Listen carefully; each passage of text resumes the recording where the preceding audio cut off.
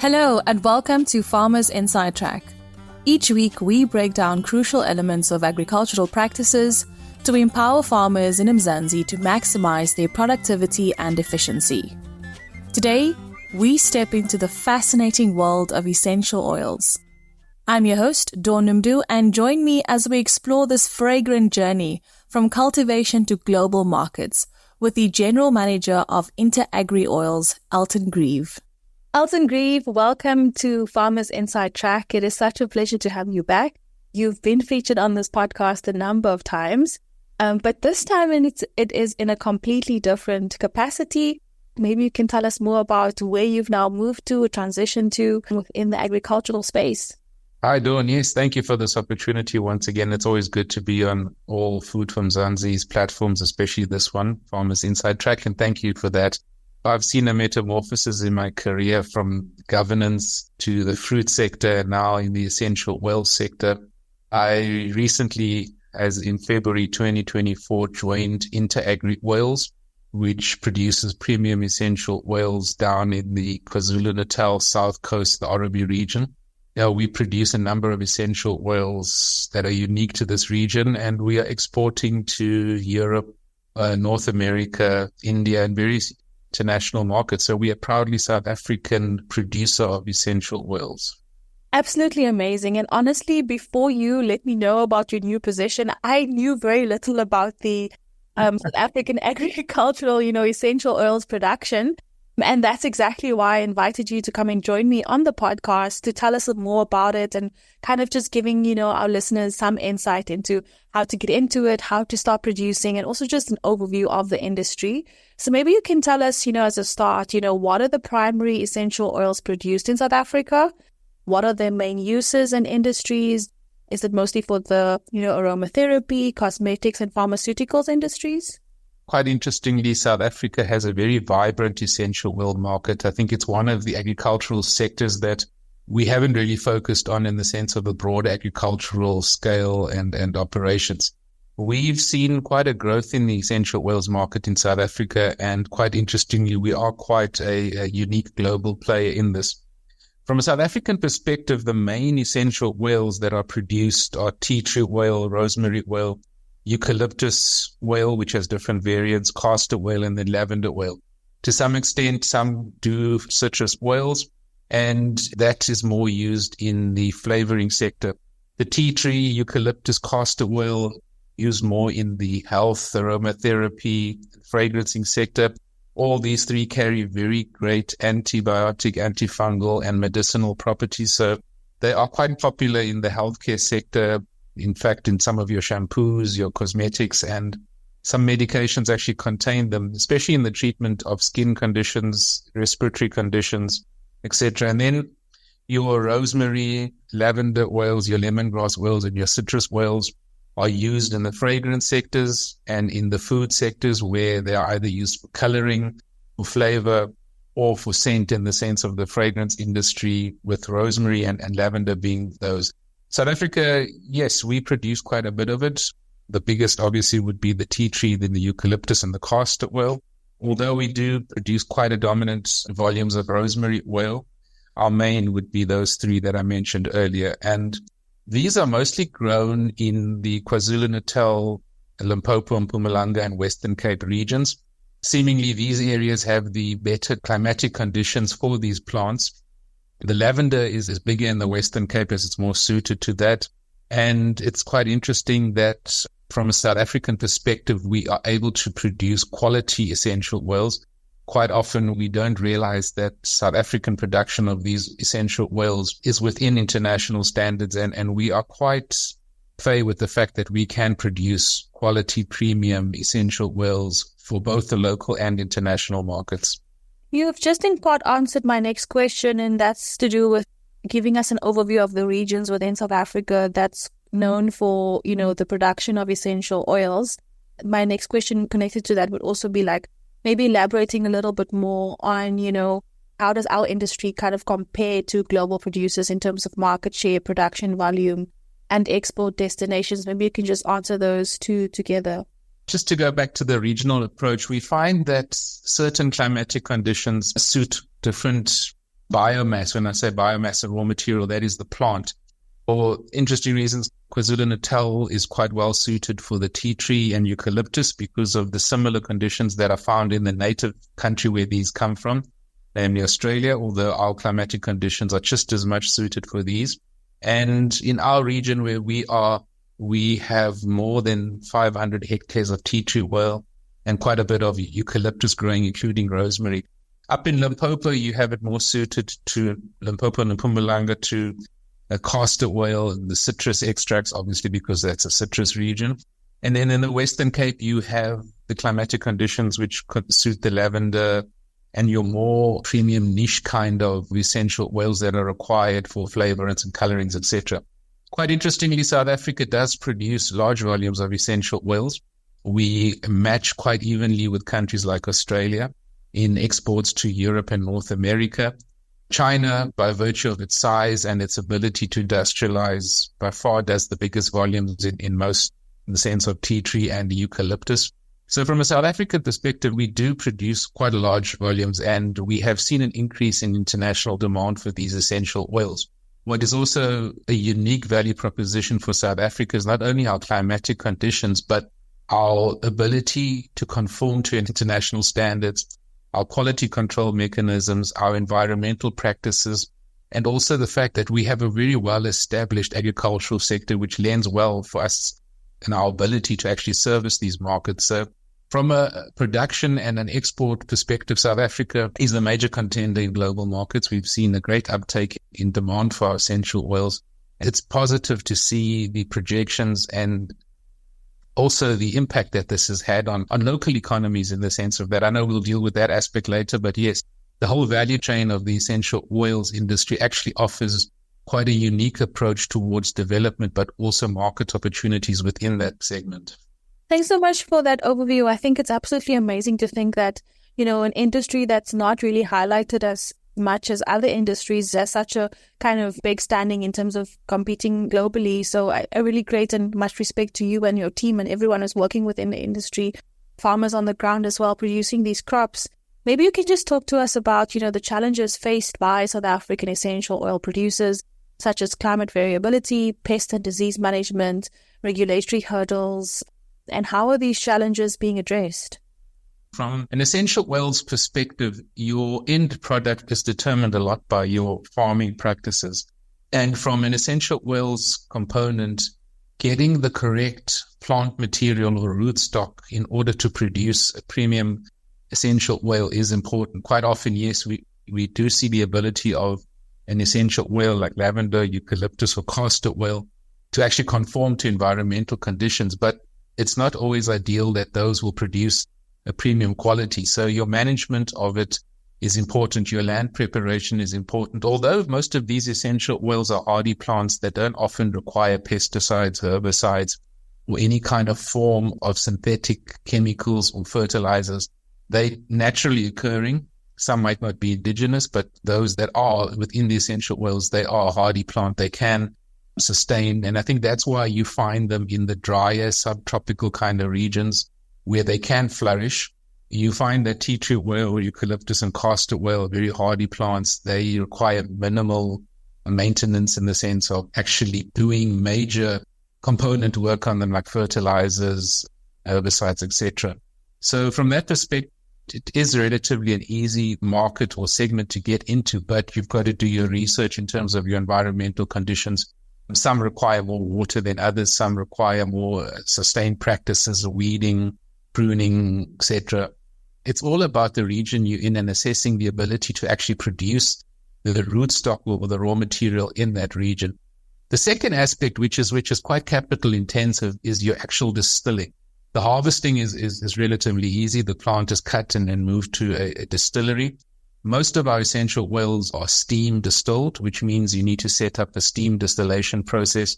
Again, the volumes and the scale of your distillation determines what you're actually going to get out of it. So from a perspective of actually producing the oils, capital intensive part comes in the sense of having a distillery. For many of those that want to get into the industry, obviously the easiest step would be is selling your raw material off to a distillery or going into a partnership with a distillery and actually getting a profit share out of that. But based on that, even before you get to that process, the licensing to do the distillation, your end use of the distillation, your certification, whether you're going organic or conventional, specific markets require specific accreditations and certifications. In our case, we've had to get EcoCert certification, which certifies that our production and our product is organic and that our traceability processes, traceability again is important. You've got to be able to trace where your origins of your essential oils come from, but also the ability to export and sell on the local market. You require certifications and you need to comply with the number of regulations. So even before you enter into the distillation and planting phase, you need to ensure that you have complied with a lot of the regulations that are there. I know on a previous podcast, we spoke about how difficult some of these regulations are and can be costly. So a lot of research needs to go into it. Your organic certification, your distillation processes and that certification, the area that you're in, is it conducive and are you able to comply with the organic requirements that are there? But also then, is your factory and distillation, from a safety perspective, has that been cleared and are you cleared to export the product or sell it on the local market? So from a production to a distillation to a marketing and eventually, selling off to the various sectors, are you cleared for the parameters in each sector that you're going to enter into? So yes, it can be daunting, but it is something that can be done. I know that many have asked me the question, can it be done? Can be done. It just takes a bit of time. It's taken us a good year and a half just to get some of these certifications done, but we have got it done. Well, you spoke briefly now about, some of the crops that you would need to plant to be able to produce these essential oils. They're quite hardy and they don't need much, in terms of production and pest control and the like. But what about, sustainability practices when it comes to, the South African essential oils industry and how producers practice day to day, organic farming methods, fair trade initiatives and biodiversity conservation efforts? Is that something that's very strongly incorporated into the practice generally? Yes, generally speaking, it is. One of the key elements within the essential oils industry is how sustainably and how environmentally friendly are our practices in the sense of producing essential oils. That stems from the ability to understand that some essential oil plants do require certain zoning. Others do not require it. So it all depends on what you are doing. Is it a primary product that you are actually cultivating or is it a secondary? And how does that affect your other operations? For example, we do macadamia nuts and we do tea tree oil and eucalyptus oil, etc. So we've got to determine what impact the macadamia nuts has on the tea tree oil and what the tea tree oil has on the macadamia nuts. So from an environmental perspective, we've got to ensure that we are compliant in that there is no cross-pollination or cross-contamination in a plant sense. And when we do our organic certification, we've got to put in specific regulatory and farming practices that comply with that. For example, are we complying with natural farming practices, not using synthetic fertilizers, not using any kind of component that will contaminate the natural state of the plant? We're not adding anything that is going to alter the characteristics of the plant. So basically, it's about keeping it as natural as possible, complying with and respecting the environmental laws. It's about what machinery do you use and what impact does that have? What labor force do you use? What impact does that have? And one of the ones that you touched on that is quite critical is the Fair for Life. We are a Fair for Life member, and the whole Fair for Life principle says, is your farming practice within the essential oils industry geared and prioritized towards ensuring community development, worker safety, fairness in the job place, but also through your business operations, are those who you farm with and live with benefiting from the enterprise? So it's not just about planting, it's about also ensuring that the broader environmental and community development aspects of the industry are protected. Specific markets like the European market really look closely at how you farm, what you farm with your practices, how you certified. But one of the key elements is your Fair for Life, commonly called fair trade. There's a lot of emphasis placed on how do you treat your workers, how do you actually treat community development in your area. And I'm quite proud to say we have a thriving Fair for Life initiative. We support a local school. We support a local youth center. Our workers are part of it in terms of healthcare, education, but also our workers are formed part of a trust which gets benefits from our sales, and that goes to community development. Organic doesn't just mean it's a nice label on a bottle or a nice label on a product. It's about what we do to get that organic status. How do we protect the environment? How do we benefit the community we farm in?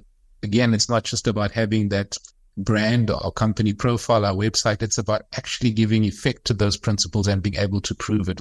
So from that perspective, the essential oils is very geared towards the industry, and also the production side of it is very geared towards the environmental practices, towards the fair labor practices, and to a developmental agenda. And this doesn't just stem from South Africa. It's a widely international concept that we want responsible production of essential oils. We want guarantees and verification of that production, but we also want to make sure that there is a good practice of community development and giving back to communities in the surrounding areas. If you look at a number of these initiatives like Fair for Life and different forums, both in South Africa and externally, a lot of emphasis is placed on this. And again, quite often we see the organic label on a bottle. The question you ask yourself, is it truly organic? And the only way you know is by delving deeper into the certifications, the membership bodies. For example, if you look at Inter Agri Oil, you'll see on our website, we have a number of memberships, a number of certifications, and we can proudly say we are truly organic because we have the ability to prove it, but we also have the practices to prove it. All of what you're saying is actually giving me, goosebumps just thinking about how holistically it's about everyone involved. It's about all in the value chain. And I like that you've broken it down. Fair trade is not just a thing that you say, it's about what actually happens on all of these. Correct. So thank you so much for that explainer. And research and development is always an aspect that I love to ask my guests in terms of the industries that they're working in. But what role do you think that research and development plays within the essential oils industry, particularly when it comes to now cultivar selection, extraction methods, and product innovation? Have you seen it changing? And maybe you can just highlight some of the ways that it has changed over the years. Yes, Dawn, it definitely has, and it is a very key component within the essential oils industry. It's an industry that's constantly evolving. It's one that is intensely competitive. It's one where practices are closely monitored, and also where the opportunity for unfortunate circumstances arise, where in the industry we call it the adulteration of essential oils, where what you get is not actually what is projected, where components are added and not are added. So from our perspective at Inter Agri Oils, research and development is really key for us, not only in our plant management. It's about how do we use best practices in order to get the best results out of the plants. And we continuously have to research and understand climatic conditions, soil types, how lack of rain or too much rain affects end extraction rate. And the extraction rate is how much oil you actually get out of a specific weight configuration of essential oils. But not only that, you've got to research market trends. Europe and America are continuously changing in the regulations, what requirements they have, what certifications they have. So you're continuously researching, you're continuously developing. One of the key components, and when we talk about development in the essential oils industry, where we talk about development, it's ensuring that we can develop and produce the best product naturally, organically, without altering anything, but still ensuring that we have the best product. Quite often when we talk about research and development, it almost gives the connotation that you want to change something within the characteristics. But in our field, that's not what it's about. It's about how do you employ the best practices, the latest technology, the best quality measurements, but also how do you package, how do you market, and how do you deliver a product to the end consumer that fits within the modern trends. And as we know, a lot of us, a predominant segment of the market has become very conscious of where a product comes from, how it was produced, who produced it, and how does it affect the broader community and workers. So for us, we continuously undertaking research and development within these various components of essential oils. But the most important for us is elements of ensuring that we can produce the best quality product naturally, genuinely, and 100% natural. Whether organic or conventional, it must all be within that 100% natural configuration. And to do that, you need to be constantly on the ball. You need to constantly know best practices. You need to know what the market requires of you. But also, what are your competitors doing? It's not about spying on them. It's about doing research to see what is a specific country doing on tea tree oil. What are they doing on eucalyptus oil? How is the US or EU or India or other markets reacting to the essential oils? And if you're not constantly on the ball in researching these, you could actually be on the losing end. And again, on your quality parameters, how do you ensure through the use of labs, what are the latest testing facilities, testing modalities, etc., to ensure that what you're actually producing remains within the relevance of the regulatory environments, but also market practices. So for us, research and development is an ongoing practice. And even for new entrants into this segment, research and development, even before you start, research is critical. If you can just take us through, the process of extracting the oils, what are the prominent extraction techniques used by local producers, such as steam distillation, solvent extraction, or cold pressing? That is quite an interesting question. In the essential oils industry, most of the distillation or extraction of the oils is done through steam distillation. And in that case, we actually harvest the raw material. It's then put through a chipper process where it's broken up into smaller components, put into a big pot or vat or whatever you want to call it. And it is steam distilled, cooled, and then we actually have an essential oil. It is a very technical aspect because your steam distillation process has to be on par to ensure that you get not only the best extraction, but the best quality. And quite often in the essential oils industry, quantity doesn't always equate to quality. So you need to have a perfectly set up system. And predominantly in South Africa, the extraction is done through steam distillation. In the cold press areas, it is more your oils, for example, your macadamia oils or some of the other lemongrass kind of things that require more precision in the sense of extracting it using pressure, which is what's called cold press. You're basically pressing the plant and extracting from there.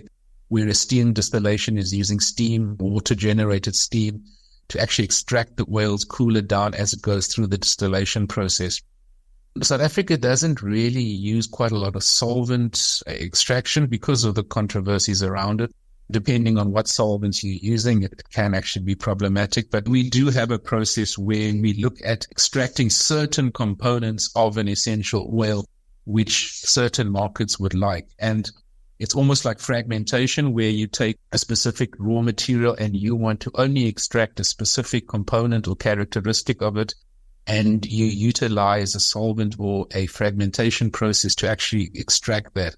And most of these are used in the sense of industrial scale, where people want to mix it into a different component, or they utilize it as an ingredient to build further downstream products, not necessarily in the essential oils, but different fragmentations and different components from different products actually depend on the end product. For example, if you're extracting from eucalyptus and you just want to extract a specific eucalyptus characteristic, or from tea tree, you just want to pull a specific component or characteristic out of that plant, you can do so and use that in other components. So there are quite a few, but the most common is then the steam distill, and secondly, the cold press. And from our perspective, all our essential oils are cold pressed. We have a factory on farm, and just out of interest from Inter Agri Oils, we do all our production from the plant material right down to the bottling of our products on farm. We have no secondary service providers or secondary suppliers of products. Everything is 100% sourced from our farm, and it's 100% South African.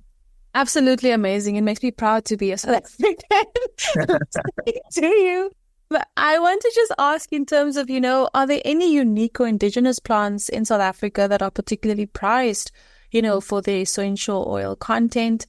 And what cultural or historical significance do these plants hold in the local context?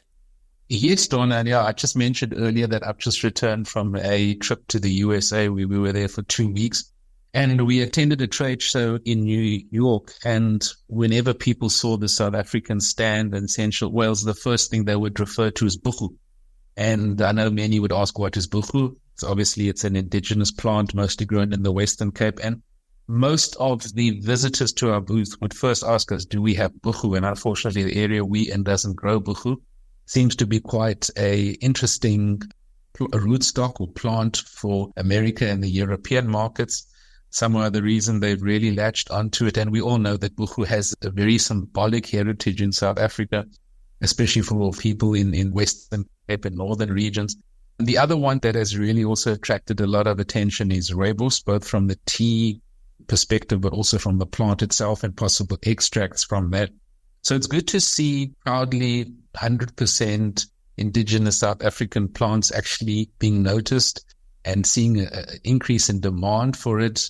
I think the important aspect is going to lie in how do we protect the indigenous nature thereof, because obviously it is the South African plant. But for me, it is good to see, especially in the essential oils industry, is major role players and stakeholders in the essential oils industry referring to buchu, referring to rooibos, and knowing that those are 100% South African. And I would love to see more production of it and more downstream benefit for South Africans, especially youngsters, in going into this industry to do buchu extracts, looking at not only rooibos extracts, but flavorants and how we can actually develop downstream value from these essential oils. It's quite interesting. And I was proud to be able to say, yes, as much as we don't produce buchu when in our factory or distillation, it is a South African product. And we are proud to be able to say, yes, South Africa does do buchu, which is quite essential. You are taking me back to my growing up days in the Western Cape, where I'm from, where that was the go-to, Elton. If your stomach cramp, if you were feeling off, if you were feeling fluish. In fact, in my kitchen, I have buchu. It's a must-have in our households, and I'm very proud that you've been able to represent us so well at this expo. So thank you so much for sharing that. My last and final question would just be, you just mentioned some of the, socioeconomic impact of the essential industry and what you see and how you see it kind of impacting not only the economy, but also just down, younger people to kind of take it up as a way to get into the industry. How do you see it contributing to employment, income generation for specifically small-scale farmers or smallholder farmers and rural development initiatives? I believe that, and I think we did talk about it earlier, is that the essential oils industry in South Africa has not had the kind of exposure it should have in our local agricultural sector, both from a government and a private sector perspective. From a job creation to a business creation to secondary opportunities throughout the essential oils value chain, there are enormous opportunities for people to get involved. And I think quite often when we look at the essential oils, we think of it as an impossible industry to get into. Yet within the industry, from a farming practice, it is an absolutely beautiful secondary cultivation or secondary crop to have, especially in areas where you have a lack of water or conditions are really hardy. Some of these essential oils thrive in those industries. Obviously, you have to do your research as to where you deliver it from. And there's nothing wrong with putting up a small distillation plant wherever you are. We see people doing it in a certain sector where they're actually starting to, your gin production, your whiskey and your brandy, people are doing it. So from an essential oils perspective, small business job creation, it's there, it can be done. People just need to research. And I think the fact is that people have not been exposed to the kind of plants and the process. And I think through processes like what you're undertaking now with Food from Mzansi is key to educating people. We've seen that in our area, community gardens where households have planted tea tree in their gardens and they sell that off to various factories. We've seen in the Western Cape, some of them producing lavender and rooibos buchu, selling that off. So it's all about harnessing these opportunities. Small scale farmers, if they want a kind of cash crop, they should look at the essential oils industry, look at the food sector, look at their relevant local fragrance or beauty sectors and see what is there and what can be produced. You don't need much land. On a 1 hectare to 3 or 4 hectares, you can actually produce quite a substantial amount of raw materials for the essentials oil industry. From our perspective, we have a very active community around us. We actually work very closely with one of the land reform beneficiaries that lives next door to us. We've planted 12 hectares of tea tree oil on his farm. We farm with him. He distills by us. he's part of the process. And then again, I did mention we are very active in the socioeconomic elements of the community. We do a lot of community development work. We provide a lot of support to the local educational facilities and also the healthcare. But again, for those that are not necessarily in the cultural sector, the quality testing arena, the organic certification arena, those that are in the technical elements, they can study these disciplines where the organic movement is becoming big in South Africa. Organic certification is not just about putting a stamp on. There is a major auditing and a major assessment process that's undertaken. And for a lot of youngsters that are looking for that opportunity, look at studying the organic certification disciplines and what you can get out of that. Look at how those guys that maybe want to go into labs, how do you test essential oils? What are the disciplines? But again, here is one of the major elements. You don't have to produce raw essential oils to be able to trade in it. We've got a lot of South African companies that buy smaller volumes for us, 100 kgs or 25 kgs or 50 kgs. The opportunities for youngsters to obtain and then value add. And when we say value add, I don't mean change the product, but you buy tea tree oil, you buy rosemary oil or eucalyptus oil, you bottle it, you brand it yourself, and you sell it off. As long as you comply with the requirements from a quality and a healthcare and safety practice, the opportunities are enormous. And I've seen people that have bought our oils. I see their products on the shelves. And I just think that from a agricultural sector and maybe from a youth development sector, we need to move towards more downstream opportunities for our youngsters. How do we create small businesses out of these industries? And from a South African perspective, we've got enough of this stock. We just need to develop the entrepreneurs that are willing to go into this segment.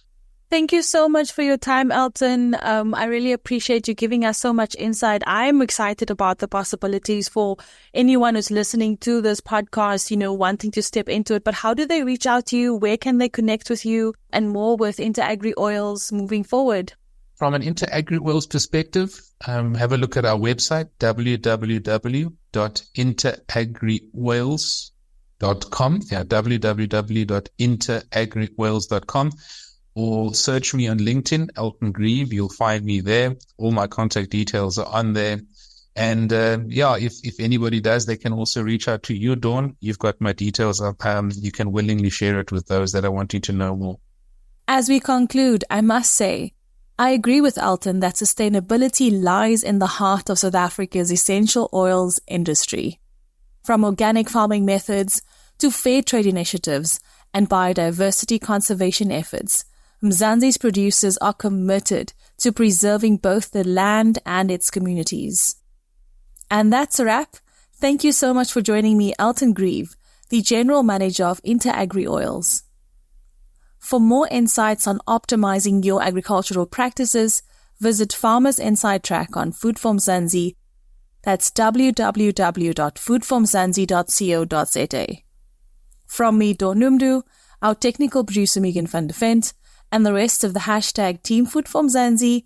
Until next time, happy farming. Life in South Africa can be a lot. Scroll through Twitter for a minute and tell me I'm wrong. Thank God for South Africans though, right? We're inspiring, and even on the bad days, we fight back with a smile. That's why I love Food for Mzansi so much. They're not ashamed to celebrate the ordinary unsung heroes who work every day to put food on our nation's tables. Go to foodformzansi.co.za and never miss an inspiring story.